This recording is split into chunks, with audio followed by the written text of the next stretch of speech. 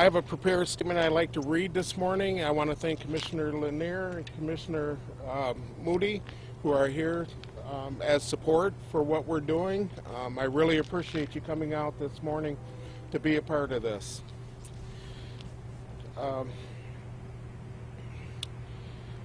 And thank you for taking the time today to help get our message out. And that message is, we as a city and a community are saying enough is enough. The recent increase in violent crime is completely unacceptable. It is a total distortion of the values and character of Grand Rapids. One homicide, one shooting even, is tragic and one too many. But to see the numbers that we have seen this year is outrageous and disheartening. We must work together to find a solution. The men and women of this department are committed to partnering with community to end this senseless violence. Towards that end, a few weekends ago, we deployed additional personnel to address the violent crime in specific neighborhoods. We did so under the guidance of our department's strategic plan. It was highly successful tactics and one the city can expect to see more of as we move to implement the strategic plan citywide. In the last 30 days, we have taken 47 firearms off the street and made 24 arrests for serious offenses connected to the increase in violent crime. We will again deploy additional resources this weekend, and we are letting the community know that we will see how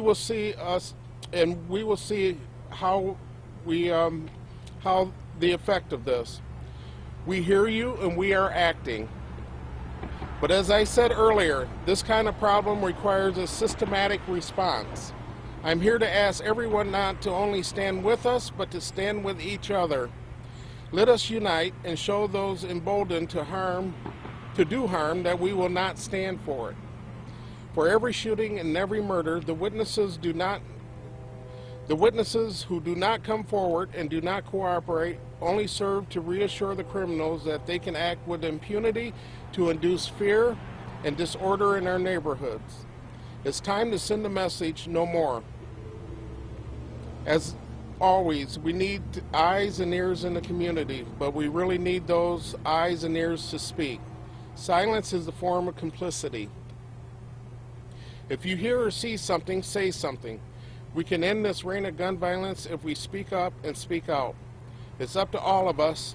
Please reach out to the department directly or Silent Observer at www.silentobserver.org or call 774-2345. Part of my delay in starting this morning was that I received information that the county COVID subcommittee has appropriated some funds, and I do not have all the details yet, to assist us in the endeavors that we are taking to make this a safer community. So I would like to thank the county commissioners, our city manager, Chief Executive Officer of the county, Wayman Britt, for working with us and recognizing that it takes a partnership and collaboration with everyone to end this cycle of violence. So I want to thank everyone that was a part of that. Again, I have very few details. It was a county initiative, but they recognize that there needs to be more done, and we really appreciate it. With that, I'll take some questions. Chief, the guns that you've taken off the street, where did those guns come from? There are a variety. Some were from arrests, some were found property. So it's a variety of ways the guns, but they were all illegal guns. None of them were lawfully owned. And we were able to take those 47 guns off the street just in the last month. Those are 47 less guns that are going to be out in the community being used for violence. I'm asking, were you able to trace them back to their original owner? That's part of the investigation we're working on. Some we have, some were stolen. I don't have the specifics on each individual guns, but I do know some were stolen, but they were all illegally possessed, or they were illegal in their form. Can you talk a little bit about the significance of speaking at this location this morning? Well, as most of you may know, just around the corner was one of our recent homicides. Our most recent one was less than a couple of miles away. This is a community, this particular neighborhood, The citizens don't deserve that. It is occurring within this neighborhood, as it is in other neighborhoods, not just in the southeast side. But I thought it was important to be out in the community and delivering this message that we are here, that we care for this community, and we will work in partnership to end this cycle of violence. Chief, 27 homicides this year. How much do you attribute that to a rise in gang activity, and can it be attributed as well to the car dealership thefts that we've been seeing and the break-ins that we've been seeing citywide? I believe they're all interconnected. COVID-19, I think, has had a part in that, and people believing that, or those that are out there committing this violence, believing that we're not going to be out here. My message is we are going to be out here. We're going to be strategic in our enforcement. So all the things that you mentioned, I think, has contributed to that cycle of violence, that we're here to work with the community to end that cycle of violence. How many more officers will you be putting on this weekend? That's an operational question. I would not want, but I will say we have assistance from other agencies that will be assisting us in this endeavor. Our officers will be the ones that are out enforcing, but we're using, we'll use additional resources from other agencies to assist us with this, but I wouldn't want to get into the specifics of the operation. Chief, do you need more resources? Is that when violent crime increases, do you need more resources, or is it just better use of the resources? I think it's a combination of both. The strategic plan is built on 297 officers that we currently have funded. That's going to be a challenge. I've said that before, and us putting that strategic plan, but I firmly believe that 297 is a number that we can implement this plan and have success with it. I would never turn down resources, but we have to do it in a different way too. Our recent hiring of crime analysts has assisted us in being more strategic. So there's a combination. It's not just the old way of throwing officers at a problem. We have to do it smarter. We have to do better. I was a part of that. We did it. You had a recent incidents of violence. We threw officers at it, and it was strict enforcement. That did not serve us well. We need to do it differently, and that's what we're committed to doing, and that's what we did in the last couple of weeks, and that's what we'll be doing moving forward until we break this cycle of violence. So it's not just a one thing fix all, throwing officers at it. Yes, I could use more resources, but it's a combination of things, and working with the community. Me informing the community today that we're going to be out here. That was not done in the past. So our officers have been checking with the different neighborhoods, neighborhood associations, letting them know that we're going to be out. You spoke a little bit about getting some help from other agencies. I was wondering, is the FBI at all part of this? We did see some activity here in Grand Rapids. Yes, we're in partners with our federal partners constantly. U.S. Attorney Burge, he's reached out, let us know that his resources are available for us in prosecuting these crimes. I am looking toward doing something also, partnering with different agencies like Link Up, and I want to bring people in and give them the opportunity at resources, bringing in the United Way. If somebody needs a job, I want to try and get a job for them with Urban League before they are a part of this cycle of violence. This is all something new that we have not done before.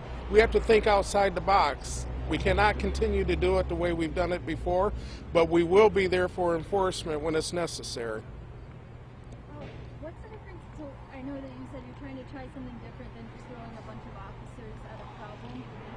But when you send more officers into the community, like what is the difference there in the approach? Well, the difference is we're informing the community that we're doing it. We're going to be strategic. It's not just strict enforcement.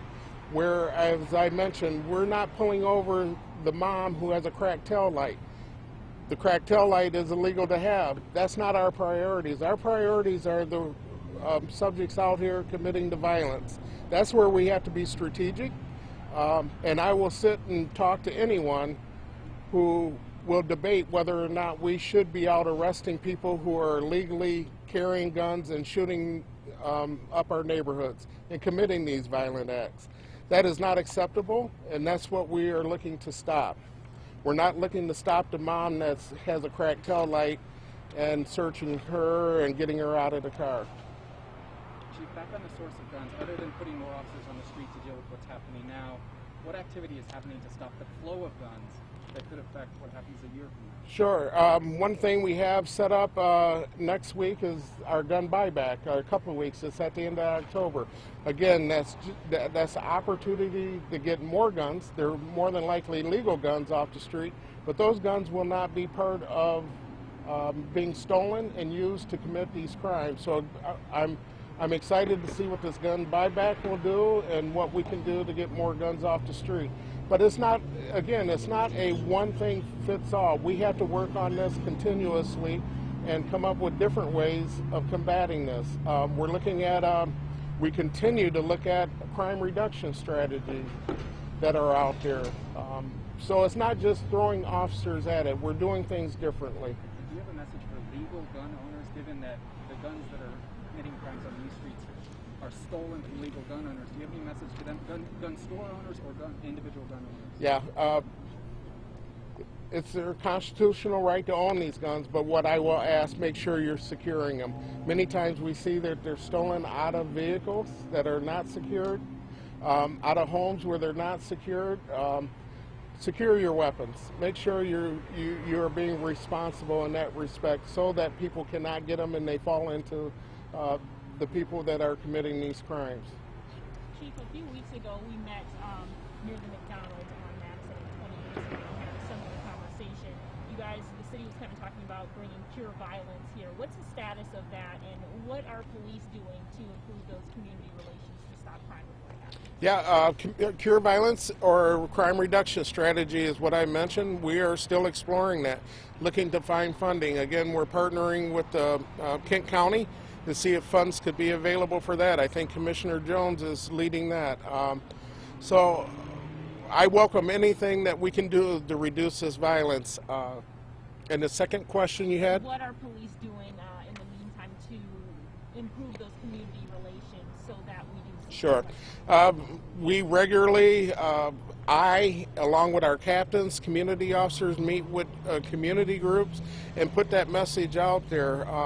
It's important to get feedback from the community, but it's also important to let them know what our efforts are in combating this cycle of violence.